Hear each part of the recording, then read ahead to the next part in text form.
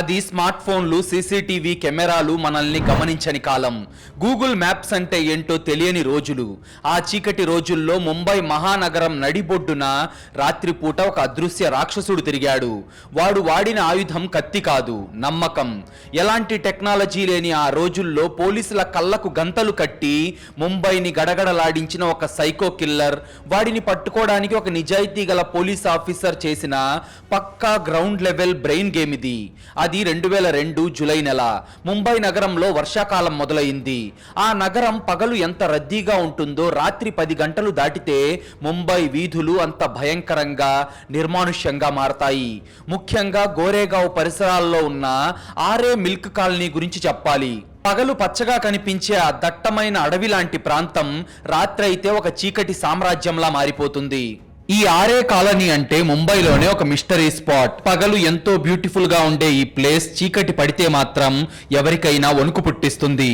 ఆ దట్టమైన అడవిలో ఒక సైకోగాడు చేసిన మారణ కాండ ఒక పాలవాడి కళ్ళకు ఎలా కనిపించిందో ఇప్పుడు చూద్దాం. అది జూలై 14, 2002. సమయం తెల్లవారుజామున 5 గంటలవుతుంది. సన్నగా పడుతున్న వర్షంలో ఆర్ఏ కాలనీ అడవిలోకి పాలు తీసుకురావడానికి వెళ్తున్న ఒక పాలమ్మే వ్యక్తికి చెట్ల పొదల మధ్యలో నుంచి ఏదో కాలుతున్న వాసన, సన్నటి పొగ రావడం కనిపించింది. ఎవరైనా చెత్త తగలేశారేమో అనుకొని దగ్గరకు వెళ్లి చూసిన ఆ వ్యక్తికి గుండె ఆగిపోయినంత భయం వేసింది. అతని చేతిలో ఉన్న పాల క్యాన్లు నేల మీద పడిపోయాయి. ఎందుకంటే అక్కడ కాలుతున్నది చెత్త కాదు, ఒక మనిషి. మంటలు దాదాపు ఆరిపోయాయి, కానీ ఆ దేహం గుర్తుపట్టలేని విధంగా అత్యంత దారుణమైన స్థితిలో ఉంది. ఆ రాక్షసుడు ఎలాంటి ఆనవాలు మిగలకుండా ఆ దేహాన్ని కిరాతకంగా నాశనం చేశాడు. వణుకుతున్న చేతులతో ఆ వ్యక్తి దగ్గరలో ఉన్న ఒక ఎస్టీడీ బూత్ కు పరిగెత్తుకుంటూ వెళ్లి పోలీసులకు ఫోన్ చేశాడు. సరిగ్గా 1 గంట వ్యవధిలోనే Goregaon police station inspector Avinash తన టీంతో ఆ క్రైమ్ సీన్ కు చేరుకున్నాడు. ఎన్నో క్రిమినల్ కేసులను చూసిన అవినాష్ కూడా ఆ రోజు వర్షంలో కాలిపోయున్న మృతదేహాన్ని చూసి షాక్ అయిపోయాడు. సార్, బాడీ పూర్తిగా కాలిపోయింది సార్. ఆడో మగో కూడా గుర్తుపట్టలేనంత దారుణంగా తగలబెట్టారు. వర్షం పడినా మంటలు ఆరలేదంటే ఖచ్చితంగా కిరోసిన్ లేదా పెట్రోల్ పోసి నిలువునా దహనం చేసి ఉంటారు సార్ అని పక్కనే ఉన్న కానిస్టేబుల్ చెప్పాడు. వెంటనే అవినాష్ గ్లౌజులు వేసుకొని శవాన్ని నిస్తంగా గమనించాడు. కాలిపోయిన ఆ శవం చేతి మణికట్టు దగ్గర సగం కరిగిపోయిన గాజు ముక్కలున్నాయి. కాలిపోయిన బట్టల ఆనవాళ్లను బట్టి అది ఒక మహిళ మృతదేహం అని కన్ఫర్మ్ అయింది. కానీ ఆమె ఎవరు? ఎందుకంత దారుణంగా ఆమె ప్రాణం తీశారు? అది 2002వ సంవత్సరం కాబట్టి సీసీటీవీలు లేవు. ఆ అడవిలో ఎలాంటి సాక్ష్యం దొరికే ఛాన్స్ లేదు. అవినాష్ కు ఉన్న ఒకే ఒక్క దారి మిస్సింగ్ కేసులు. ముంబై మొత్తంలో గత 2 రోజుల్లో తప్పిపోయిన 20 నుండి 30 ఏళ్ల వయసున్న మహిళల మిస్సింగ్ కంప్లైంట్స్ అన్ని తెప్పించాడు. అందులో ఒక కేసు అవినాష్ కళ్ళల్లో పడింది. ఆమె పేరు రజని, వయసు 24 ఏళ్లు. గోరేగావ్ లోని ఒక చిన్న కాల్ సెంటర్ లో ఆమె పనిచేస్తుంది. జూలై 12వ తేదీ రాత్రి 10:30 గంటలకు డ్యూటీ దిగి లోకల్ ట్రైన్ ఎక్కింది. రాత్రి కరెక్ట్ గా 11 గంటల 15 నిమిషాలకి గోరేగావ్ రైల్వే స్టేషన్ లో ట్రైన్ దిగింది. స్టేషన్ బయట ఉన్న ఒక పబ్లిక్ టెలిఫోన్ బూత్ నుండి తన తల్లికి ఫోన్ చేసి, అమ్మా, స్టేషన్ లో దిగాను, వర్షం పడుతుంది, బస్సులు లేవు, ఇక్కడ నుండి ఏదైనా బండి మాట్లాడుకొని 10 నిమిషాల్లో ఇంటికి వచ్చేస్తాను అని చెప్పింది. కానీ ఆమె ఇంటికి వెళ్ళలేదు. ఆ రాత్రి ఆ వర్షంలో ఆమె ఎక్కడికి మాయమైందో ఎవరికీ తెలియదు. కన్న కూతురు కోసం ఆ తల్లిదండ్రులు 2 రోజులుగా పోలీస్ స్టేషన్ల చుట్టూ పిచ్చి వాళ్ళలా తిరుగుతూనే ఉన్నారు. అవినాష్ వెంటనే రజనీ తల్లిదండ్రులను పిలిచి క్రైమ్ సీన్ లో దొరికిన సగం కరిగిన గాజు ముక్కను, ఆమె చేతికి ఉన్న ఒక చిన్న ఉంగరాన్ని చూపించాడు. అవి చూడగానే ఆ తల్లి గుండెలు పగిలిపోయేలా ఏడ్చింది. ఆ కాలిపోయిన మృతదేహం తన కూతురుదే అని గుర్తుపట్టి కుప్పకూలిపోయింది. ఆమె ఏడుపు చూసి పోలీసుల మనసు కూడా బరువెక్కింది. ఒక కాల్ సెంటర్ లో పనిచేసే అమ్మాయి ఇంటికి వెళ్తున్నానని ఫోన్ చేసిన అరగంటకే ఎలా మాయమైంది? ఆ రాత్రి ఆమె ఎవరి బండెక్కింది? అవినాష్ ఇక్కడ పసిగట్టిన సైకలాజికల్ లాజిక్ ఈ కేసును ఒక సీరియల్ కిల్లర్ వైపు ఎలా తీసుకెళ్లిందో ఇప్పుడు చూద్దాం. ఇన్వెస్టిగేషన్ మొదలైంది.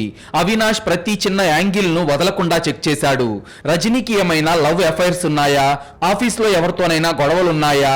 ఆమెకు పాత శత్రువులు ఎవరైనా ఉన్నారా అని వందల మందిని స్టేషన్ కు పిలిపించి విచారించారు. కానీ రజనీ ఎంతో సైలెంట్ గా ఉండే అమ్మాయి. ఆమెకి ఎలాంటి శత్రువులు లేరు అని తేలింది.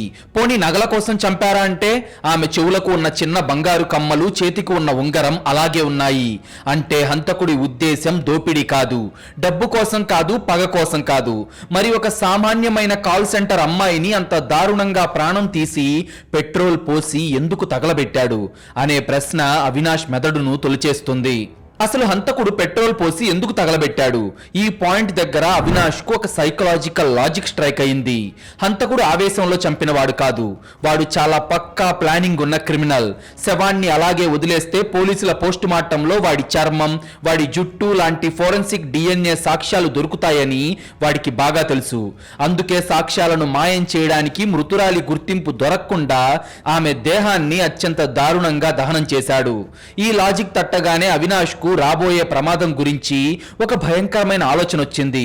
ఇది పర్సనల్ మర్డర్ కాదు సార్, ముంబైలో ఎవరో ఒక సైకో కిల్లర్ తిరుగుతున్నాడు. వాడు గనక మనకు దొరక్కపోతే ఈ మరణాలు ఇక్కడితో ఆగవు అని తన పై అధికారులకు అవినాష్ వార్నింగ్ ఇచ్చాడు. అయితే అవినాష్ చెప్పినట్టే జరిగింది.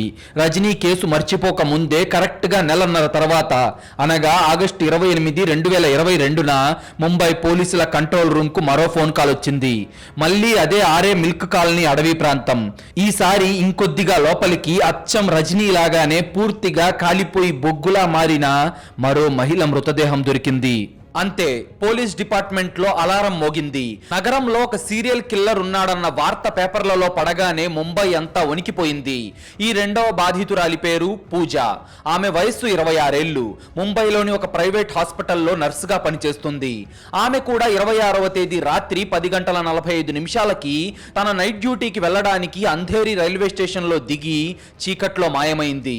2 హత్యలు ఒకే పద్ధతి. ఇద్దరు 20 నుంచి 30 ఏళ్ల మధ్య ఉన్న వర్కింగ్ ఉమెన్సే. ఇద్దరు రాత్రి 10 దాటాక గోరేగావ్ అంధేరి రైల్వే స్టేషన్ బయట మాయమయ్యారు. ఇద్దరి శవాలు ఆరే కాలనీ అడవిలోనే కాలిపోయి దొరికాయి. కానీ దోపిడీ జరగలేదు. అవినాష్ తన టీంతో ఒక బోర్డు మీద మ్యాప్ గీసి అన్ని కనెక్ట్ చేసి చూడటం మొదలుపెట్టాడు. మొబైల్ సిగ్నల్స్ లేవు, CCTVలు లేవు. కేవలం మనిషి మెదడు మాత్రమే ఈ కేసులో అతిపెద్ద ఆయుధం. సార్, ఇద్దరు అమ్మాయిలు రైల్వే స్టేషన్ బయట మాయమయ్యారు. రాత్రి 11 గంటల సమయంలో ఆ స్టేషన్ల బయట బస్సులుండవు. ఖచ్చితంగా వాళ్ళు ఏదో ఒక ప్రైవేట్ వెహికల్ ఎక్కుంటారు. ఆ అడవిలోకి వాళ్ళను తీసుకెళ్లిన వాడు వాళ్లకు తెలిసిన వాడు కాదు, ఒక అపరిచితుడు. మరి ఆ అమ్మాయిలు అర్ధరాత్రి పూట ఒక అపరిచితుడి వాహనం ఎందుకు ఎక్కారు అని ఒక కానిస్టేబుల్ అడగ్గా అవినాష్ బ్రెయిన్ లో ఒక ఐడియా వచ్చింది. వాళ్ళు ఎక్కిన వెహికల్ ఒక క్యాబ్ లేదా ఆటో అయి ఉండాలి. రాత్రి పూట ముంబై రైల్వే స్టేషన్ల బయట వందల ఆటోలుంటాయి. డ్యూటీ దిగి వచ్చిన ఆడవాళ్లు నమ్మకంగా ఎక్కేది ఆటోలనే. అంటే ఆ కిల్లర్ మరెవరో కాదు, ఒక ఆటో డ్రైవర్ ముసుగులో తిరుగుతున్న ఒక కిరాతకుడు. కానీ ముంబైలో లక్షల కొద్ది ఆటోలుంటాయి. ఆ చీకట్లో ఆ లక్షల ఆటోల మధ్య ఉన్న ఆ ఒక్క నరరూప రాక్షసుణ్ణి ఎలా పట్టుకోవాలి అని అవినాష్ తన టీంలోని 50 మంది పోలీసులను మఫ్టీలో రాత్రి 10 గంటల నుండి ఉదయం 4 గంటల వరకు అంధేరి, గోరేగావ్, మలాడ్ రైల్వే స్టేషన్ల బయట ఆటో స్టాండ్లలో కాపలా ఉంచాడు. వాళ్ళు ప్రతి ఆటో డ్రైవర్ను రహస్యంగా గమనిస్తున్నారు. ఎవరైనా డ్రైవర్ అనుమానాస్పదంగా కనిపిస్తున్నాడా, ఒంటరి మహిళలను టార్గెట్ చేస్తున్నాడా అని రాత్రిపూట టీ అమ్మే వాళ్లను, పాన్ డబ్బా నడుపుకునే వాళ్లను, బిచ్చగాళ్లను ప్రతి ఒక్కరిని విచారిస్తున్నారు.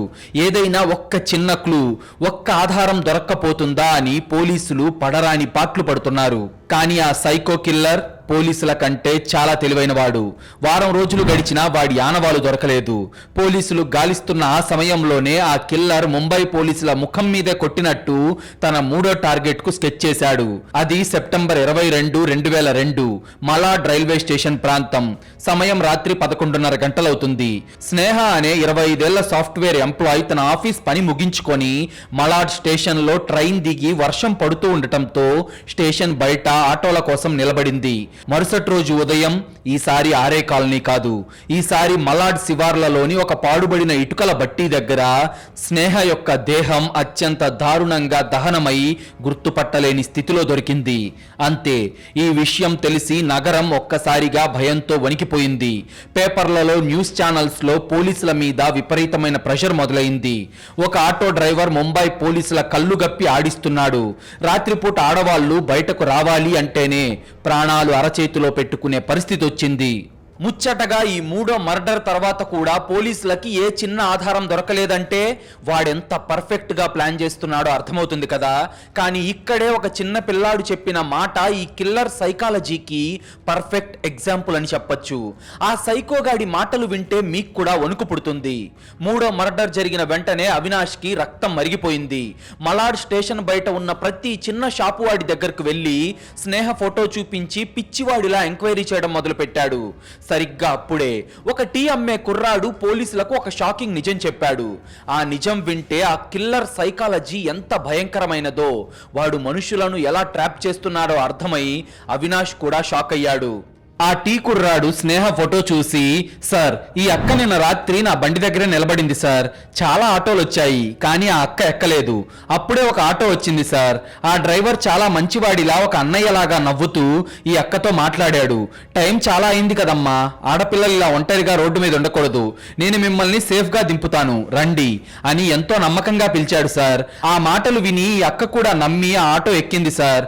వాడు ఒక రాక్షసుడు అని నాకు తెలుసుంటే నేను ఆ అక్కని కాపాడేవాణ్ణి సార్ అని చెప్పాడు. అది విన్న అవినాష్, అంటే కిల్లర్ భయపెట్టి ఆటో ఎక్కించుకోవట్లేదు, ఒక మంచివాడి ముసుగులో ఎంతో నమ్మకంగా మోసం చేస్తున్నాడు, అందుకే ఏ అమ్మాయికి డౌట్ రాలేదు, ఎవరూ అరిచి గొడవ చేయలేదు అని ఆలోచించి, రే తమ్ముడు వాడు ఎలా ఉంటాడు, వాడి ఆటో నెంబర్ ఏంటి, ఏదైనా గుర్తుందా, ఏదో ఒకటి నీకేది గుర్తుంటే అది చెప్పు అని అడగ్గా, చీకట్లో ముఖం ఆటో నెంబర్ సరిగ్గా కనపడలేదు సార్, కానీ ఆ ఆటో వెనక అద్దం మీద రేడియంతో ఒక పెద్ద కత్తి బొమ్మ ఉంది సార్. ఇంకో ముఖ్యమైన విషయం ఏంటంటే ఆ ఆటో వెనక ఎడం వైపు ఇండికేటర్ పగిలిపోయింది సార్. ఆ పగిలిన ఇండికేటర్ కు వాడు ఎర్ర కలర్ ప్లాస్టర్ అంటించున్నాడు. నేను చూసిందైతే అంతే సార్ అని చెప్పిన ఆ కుర్రాడి మాటలు విని అవినాష్ మెదడులో ఒకేసారి 100 బల్బులు వెలిగాయి. ముంబైలో లక్షల ఆటోలు ఉండొచ్చు, కానీ పగిలిన ఇండికేటర్ కు ఎర్ర ప్లాస్టర్ వేసి ఆటో వెనక అద్దం మీద కత్తి బొమ్మ ఉన్న ఆటో మాత్రం ఒక్కటే ఉంటుంది. వాడి టైం దగ్గర పడింది అని అవినాష్ తన టీం మొత్తాన్ని అలర్ట్ చేశాడు. ఒకవైపు నగరంలో ప్రాణభయం, మరోవైపు రాత్రిపూట ఎర్ర ప్లాస్టర్ ఉన్న ఆటో కోసం వేట. అసలు ఆ కిల్లర్ ఎవడు, వాడు ఎందుకు ఆ అమ్మాయిలను నమ్మించి చంపి పెట్రోల్ పోసి తగలబెడుతున్నాడు, వాడి బుర్రలో ఉన్న భయంకరమైన ఫ్లాష్ బ్యాక్ ఏంటి, ఒక ఆటో డ్రైవర్ ముసుగులో నవ్వుతూ పలకరించి ఆ కిరాతకుడిని ముంబై పోలీసులు ఎలా ట్రాప్ చేయబోతున్నారు అనేది చూసే ముందు, మీలో చాలా మంది మన వీడియోలు చూస్తున్నారు కానీ వీడియోలను లైక్ చేయడం లేదు, మన ఛానల్ను సబ్స్క్రైబ్ చేయడం లేదు. ప్లీజ్ మీరు చేసే చిన్న లైక్, ఒక సబ్స్క్రైబ్ మమ్మల్ని ఎంతో ఎంకరేజ్ చేసినట్టుగా ఉంటుంది. అలాగే మీరు ఇచ్చే ఒక పాజిటివ్ కామెంట్ ఇలాంటి థ్రిల్లింగ్ క్రైమ్ స్టోరీస్ని రోజు మీ ముందుకు తీసుకురావడానికి మాకు చాలా బూస్టప్ ఇచ్చినట్టుంటుంది. టీ అమ్మే కుర్రాడు చెప్పిన 2 మాటలు, వెనక అద్దం మీద కత్తి బొమ్మ, పగిలిన ఎడం వైపు ఇండికేటర్ కు ఎర్ర ప్లాస్టర్, ఈ 2 మాటలు ఇన్స్పెక్టర్ అవినాష్ చెవుల్లో ఒక అలారంలా మోగాయి. టెక్నాలజీ లేని ఆ చీకటి రోజుల్లో ఆ 2 గుర్తులు ముంబై పోలీసులకు ఒక బ్రహ్మాస్త్రం లాంటివి. కానీ ఈ ఆయుధాన్ని వాడటం అంత సులభం కాదు. 100 కిలోమీటర్లు విస్తరించి ఉన్న ముంబై మహానగరంలో రోడ్డు మీద తిరిగే దాదాపు 2 లక్షల ఆటోల్లో ఆ ఒక్క ఆటోను వెతకడం అంటే సముద్రంలో పడిన చిన్న సూదిని వెతికినట్టే లెక్క. అప్పుడు సమయం ఉదయం 8 గంటలవుతుంది. అది గోరేగావ్ పోలీస్ స్టేషన్. అవినాష్ తన లిమిట్స్ లో ఉన్న 100 మంది కానిస్టేబుల్స్ ను, క్రైమ్ బ్రాంచ్ అధికారులను ఒకే చోటకు రప్పించి మీటింగ్ స్టార్ట్ చేశాడు. ఆ మీటింగ్ వాతావరణం అంతా చాలా సీరియస్ గా ఉంది. మనకు కావాల్సింది ఒకే ఒక్క ఆటో. పగిలిన ఇండికేటర్ కి ప్లాస్టర్ వేసుకొని రాత్రిపూట ఒక రాక్షసుడు తిరుగుతున్నాడు. ఆర్టీఓ ఆఫీసుల్లో ఉన్న రికార్డులు మొత్తం జల్లెడ పట్టండి. అంధేరి, గోరేగావ్, మలాడి, కాందివలి ఈ ఏరియాలో ఉన్న ప్రతి గల్లీ, ప్రతి మెకానిక్ షెడ్, ఆటో గ్యారేజ్లను అణువు వెతకండి. వాడు ఆ పగిలిన ఇండికేటర్ ను ఎప్పుడో ఒకప్పుడు రిపేర్ చేయించడానికి ఏదో ఒక మెకానిక్ షెడ్ కు వెళ్లే ఉంటాడు. ఆ మెకానిక్ మనకు దొరకాలి, మనకు ఆ కిల్లర్ ఎలాగైనా కావాలి అని అవినాష్ తన టీం మొత్తాన్ని అలర్ట్ చేశాడు. 2 లక్షల ఆటోల్లో ఒక ఆటోని వెతకడం, అది కూడా టెక్నాలజీ లేని కాలంలో. నిజంగా ఈ కేసులో పోలీసుల కష్టం చూస్తే గ్రేట్ అనిపిస్తుంది కదా. అయితే ఒక మెకానిక్ ఇచ్చిన ఒక్క క్లూతోనే వీళ్ళ ఆపరేషన్ మళ్ళీ స్పీడ్ పెరిగింది. ఆ క్లూ ఏంటో ఇప్పుడు చూద్దాం. పోలీసులు గ్రౌండ్ లోకి దిగారు. వర్షం పడుతున్నా సరే గొడుగులు వేసుకొని మరీ బురద రోడ్ల మీద ప్రతి మెకానిక్ షెడ్ కి వెళ్లి ఎంక్వైరీ చేస్తున్నారు. ఆటో స్టాండ్ లో ఉన్న యూనియన్ లీడర్లను పిలిచి అడుగుతున్నారు. ఆటో వెనక అద్దం మీద కత్తి బొమ్మ ఉన్న ఆటో ఎవరిదో మీకు తెలుసా అని 100 మందిని అడిగారు. కానీ ముంబై ఒక మాయానగరం. అందులో ఒక చిన్న ఆటో డ్రైవర్ గురించి ఎవరికీ పెద్దగా పట్టింపుండదు. ఇలా రోజులు గడుస్తున్నాయి. అటు మీడియాలో పోలీసుల మీద విపరీతమైన ఒత్తిడి పెరుగుతుంది. ముంబైలో మహిళలకు రక్షణ కరువైంది. సైకో కిల్లర్ను పట్టుకోవడంలో పోలీసులు ఫెయిల్ అయ్యారు అని రోజు వార్తలొస్తున్నాయి. దాంతో అవినాష్కు నిద్ర పట్టట్లేదు. అతని మైండ్లో ఒకటే టెన్షన్, వీడిని వెంటనే పట్టుకోకపోతే ఇంకో అమ్మాయి శవమై కాలిపోతుంది అని. అది 4వ రోజు సాయంత్రం కాందీవలి స్లమ్ ఏరియాలో ఉన్న ఒక చిన్న పాత ఆటో గ్యారేజ్ దగ్గరికి ఒక కానిస్టేబుల్ వెళ్లి ఆ షెడ్ ఓనర్ ను రొటీన్ గా, ఏమయ్యా మీ దగ్గరకు ఏదైనా ఆటో రిపేర్కి వచ్చిందా? ఆ ఆటోకి వెనక అద్దం మీద కత్తి బొమ్మ ఉండి ఎడం వైపు ఇండికేటర్ పగిలిపోయి ప్లాస్టర్ వేసుంటుంది. దాన్ని నువ్వేమైనా చూసావా అని అడగ్గా ఆ మెకానిక్ ఒక్క క్షణం ఆలోచించి, హా సార్, అవును, 10 రోజుల క్రితం తెలిసిన ఒక ఆటో వచ్చింది సార్. వాడి ఆటో ఎడం వైపు ఇండికేటర్ పూర్తిగా పగిలిపోయింది. నేను కొత్తది వేస్తాను అన్నాను, కానీ వాడు డబ్బులు లేవు భయ్యా, ప్రస్తుతానికి దానికి ఆ ఎర్ర ప్లాస్టర్ చుట్టేయి అన్నాడు. నేనే సార్ స్వయంగా దానికి ఎర్ర టేప్ వేశాను. ఏమైంది సార్, ఏమైనా ప్రాబ్లమా అని అడగ్గా కానిస్టేబుల్ గుండె వేగం ఒక్కసారిగా పెరిగింది. వెంటనే వైర్లెస్ సెట్ లో అవినాష్ కు సమాచారం ఇచ్చాడు.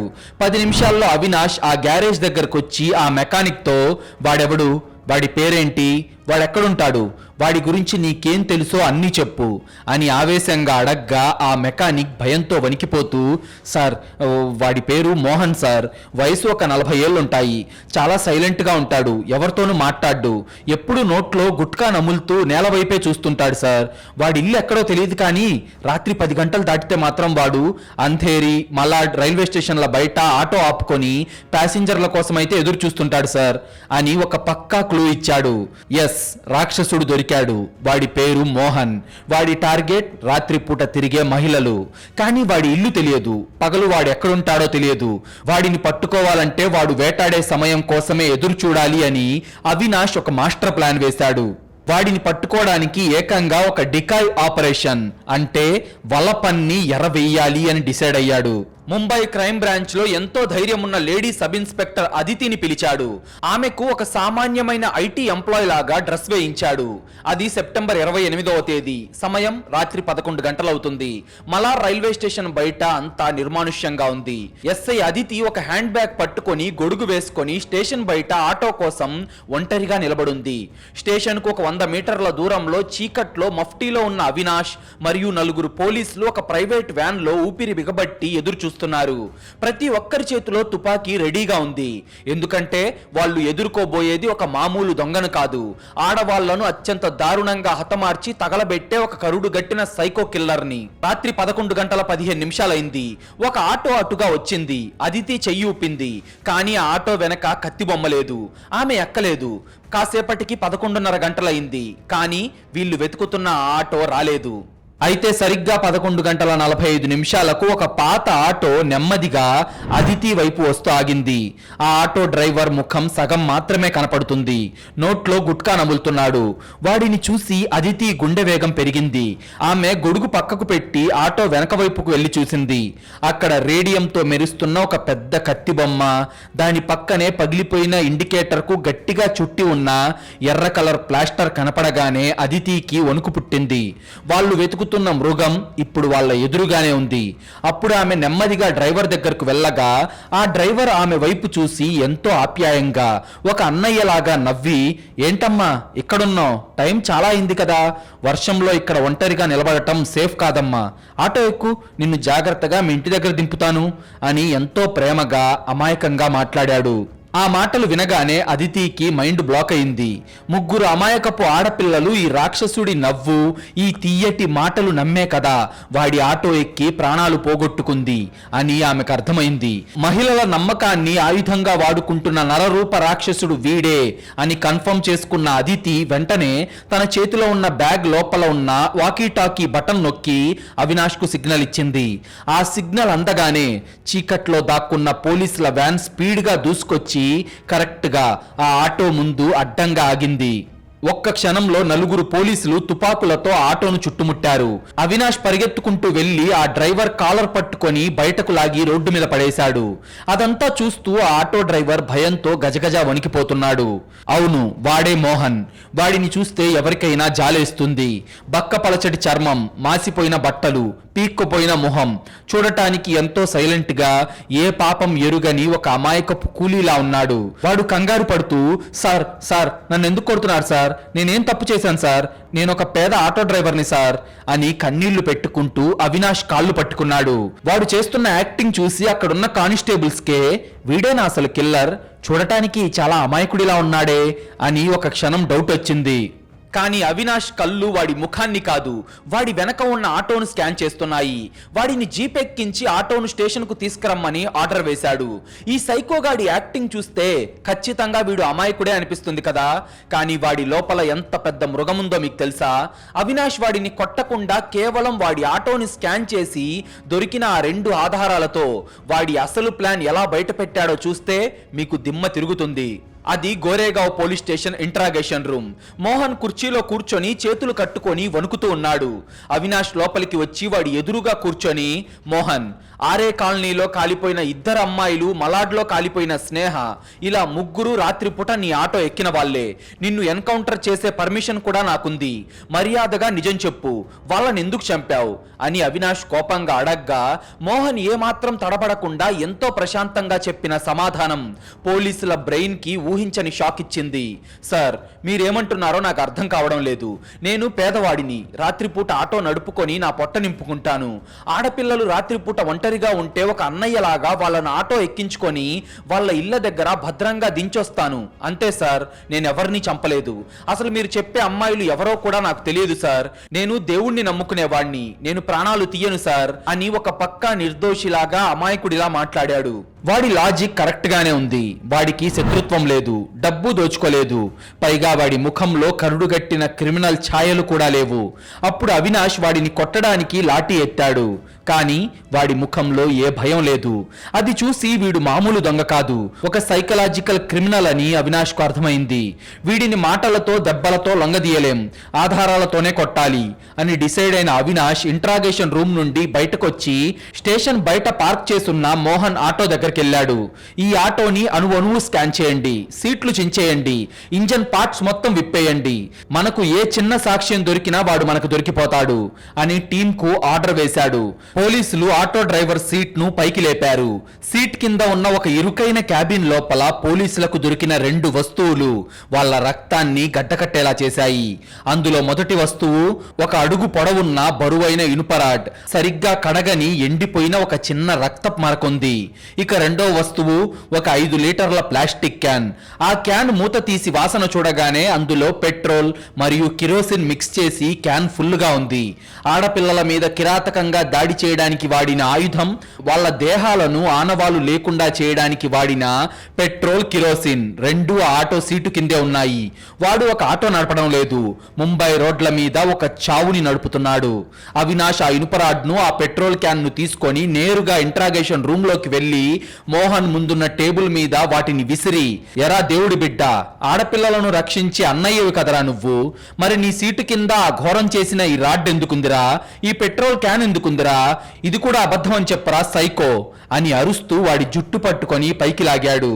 ఆ పెట్రోల్ క్యాన్ ను, ఆ ఇనుప రాడ్డును చూడగానే అప్పటిదాకా ఎంతో అమాయకుడిగా కన్నీళ్లు పెట్టుకుంటూ నాటకమాడిన మోహన్ ముఖంలో సడన్ గా ఒక వికృతమైన మార్పు వచ్చింది. వాడి కళ్ళల్లో ఉన్న అమాయకత్వం మాయమై వాడి మొహం మీద ఒక సైకోకు ఉండే అతి కిరాతకమైన నవ్వు కనిపించింది. అవినాష్ కళ్ళల్లోకి వాడు సూటిగా చూస్తూ ఎంతో ప్రశాంతంగా, గర్వంగా, అవును సార్, నేనే వాళ్ళను చంపాను, వాళ్లకు బతికే అర్హత లేదు సార్, రాత్రిపూట రోడ్ల మీద తిరిగే ఆడవాళ్ళు ఒక వైరస్ లాంటి వాళ్ళు సార్, వాళ్ళను నేను చంపలేదు, ఈ సమాజాన్ని నేను శుభ్రం చేశాను, వాళ్ళ శరీరాల మీద ఆ పెట్రోల్ పోసి మంటల్లో కాల్చేస్తుంటే వాళ్ళ పాపాలన్నీ కాలిపోయి వాళ్ళు పవిత్రమైపోయారు సార్, నేను వాళ్లకు మోక్షం ఇచ్చిన దేవుణ్ణి అని మోహన్ పగలబడి నవ్వాడు. ఆ మాట వినగానే ఇంట్రాగేషన్ రూమ్ లో ఉన్న పోలీసులందరికీ వెన్నులో వణుకు పుట్టింది. వీడు డబ్బు కోసం చంపలేదు, పగ కోసం చంపలేదు, వీడి బుర్రలో ఆడవాళ్ల పట్ల ఒక భయంకరమైన అసహ్యం, తానొక దేవుడిని అన్న ఒక వికృతమైన భ్రమ నిండిపోయి ఉన్నాయి. కానీ ఒక మామూలు ఆటో డ్రైవర్ బుర్రలో రాత్రిపూట తిరిగే ఆడవాళ్ళంటే అంతటి భయంకరమైన ద్వేషం ఎందుకు పుట్టింది? వాడు ఏకంగా వాళ్లను మంటల్లో కాల్చేంత సైకోగా ఎందుకు మారాడు? వాడి గతం వెనక దాగి ఉన్న నెత్తుటి ఫ్లాష్ బ్యాక్ ఏంటి? అసలు వాడు ఆడపిల్లలను ఎలా ట్రాప్ చేసేవాడు? వాడి నేరాలకు వాడి భార్యకు సంబంధం ఏంటి అనేది చూసే ముందు మీరు ఇప్పటి ఇప్పటిదాకా ఈ వీడియో చూశారు అంటే ఈ వీడియో మీకు ఇంట్రెస్టింగ్గానే అనిపించి ఉంటుంది అనుకుంటున్నాను. మీకు నిజంగా ఈ వీడియో ఇంట్రెస్టింగ్గానే అనిపించి ఉంటే ఈ వీడియో కింద హైప్ బటన్ కనిపిస్తుంది. అక్కడ క్లిక్ చేసి హైప్ ఇస్తే మీలాంటి మంచి ఆడియన్స్ మరికొంతమందికి ఈ వీడియో రికమెండ్ అవుతుంది. ఇంట్రాగేషన్ రూమ్ లో నేను వాళ్ళని చంపలేదు సార్, వాళ్ళ పాపాలను తగలబెట్టి వాళ్ళను పవిత్రం చేశాను అని పగలబడి నవ్వుతున్న మోహన్ వైపు చూసిన అవినాష్, ఏంట్రా పిచ్చి పిచ్చి నాటకాలు ఆడుతున్నావా? రాత్రిపూట ఉద్యోగాలు చేసుకొని కుటుంబాలను పోషించుకునే ఆడపిల్లలు నీకు పాపాత్ముల్లా ఎందుకు కనిపించారా? అసలు వాళ్ళను ఎందుకు టార్గెట్ చేశావు? ఎందుకు అంత కిరాతకంగా మంటల్లో కాల్చేశావు అని గట్టిగా అరిచాడు. మోహన్ మొహంలో అప్పటిదాకా ఉన్న పైశాచికమైన నవ్వు ఆగిపోయింది. వాడి కళ్ళు ఎర్రబడ్డాయి. గొంతులో ఒక రకమైన కసి, ద్వేషం బయటకొచ్చాయి. వాడు చెప్పిన ఫ్లాష్ బ్యాక్ వింటుంటే ఒక మనిషి మనసు విరిగిపోతే వాడు ఎంతటి సైకోలాగా మారతాడో కళ్ళకు కట్టినట్టు అర్థమవుతుంది. సార్, మీరు వాళ్ళందరినీ దేవతలు అనుకుంటున్నారు, కానీ ఆడదాని నైజం నాకు బాగా తెలుసు సార్. ఒక 2 ఏళ్ల క్రితం వరకు నేను కూడా మీలాగే ఆలోచించేవాణ్ణి. పగలు రాత్రి కష్టపడి ఆటో నడిపి వచ్చిన ప్రతి రూపాయి నా భార్య చేతిలో పెట్టేవాణ్ణి. నా భార్య అంటే నాకు ప్రాణం. ఆమె ఏదడిగితే అది కొనిచ్చేవాణ్ణి. కానీ ఆమెకు నా ప్రేమ కనపడలేదు సార్. ఆ డబ్బున్న వాడి కారు, వాడి డబ్బు మాత్రమే కనిపించాయి. అదొక చీకటి రాత్రి. సమయం 11 గంటలు దాటుతుంది. నేను మంచినీళ్లు తాగడానికి నిద్ర లేచినప్పుడు 10 గంటల దాకా నా పక్కనే పడుకొని ఉన్న నా భార్య తన బట్టలు సర్దుకొని ఇంట్లో నేను కష్టపడి సంపాదించిన నా డబ్బు, నగలు అన్నీ తీసుకొని ఎవడో డబ్బున్న వాడి కారులో వెళ్ళిపోయిందని నాకు తెలిసింది. ఆ రాత్రి నా భార్య వెళ్ళిపోయిన తర్వాత నా లోపల ఉన్న మనిషి చచ్చిపోయాడు సార్. ఆ ప్లేస్ లో ఒక దేవుడు పుట్టాడు. అప్పటి నుండి నేను రాత్రి పూట నా ఆటో తీసుకొని రోడ్ల మీద తిరుగుతుంటే రాత్రి 10 గంటలు దాటాక ఒంటరిగా రోడ్ల మీద నిలబడే ప్రతి ఆడది నాకు నా భార్యలాగే కనిపించడం మొదలైంది.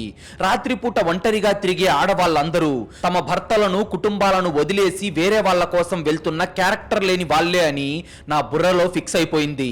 అలాంటి ఆడవాళ్ల వల్ల ఎంతో మంది మగవాళ్ళ జీవితాలు నాశనం అవుతున్నాయి.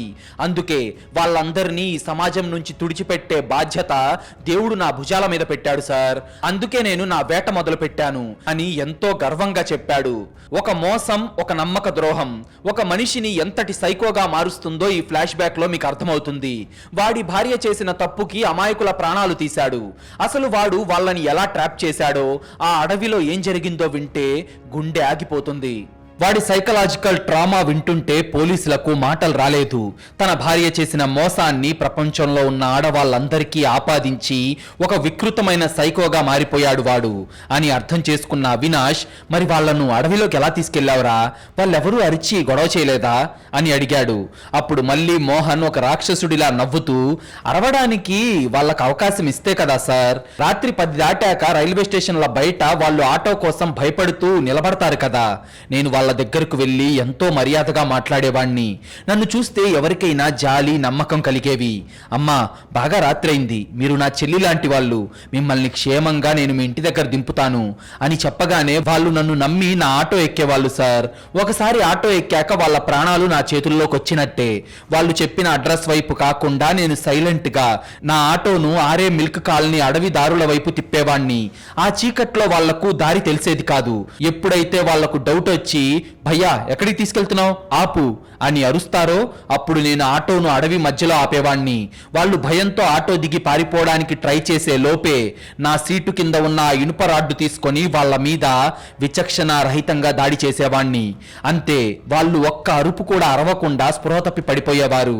ఆ తర్వాత వాళ్లను అడవి పొదల్లోకి లాక్కెళ్లి అత్యంత కిరాతకంగా వాళ్ళ ప్రాణాలు తీసేవాణ్ణి అని తన ఘోరమైన మర్డర్ ప్లాన్ ను వివరించాడు మోహన్. చంపేశాక వాళ్ళని ఎందుకురా పెట్రోల్ పోసి తగలబెట్టావు? ఆడపిల్లల శరీరాన్ని అంత దారుణంగా దహనం చేయడానికి నీకు చేతులు ఎలా వచ్చాయిరా రాక్షసుడా అని అవినాష్ కోపంతో వాడి ఛాతీ మీద బలంగా తన్నాడు. దాంతో కుర్చీలో నుంచి కింద పడిన మోహన్ పైకి లేచి ఒక షాకింగ్ సైకలాజికల్ లాజిక్ చెప్పాడు.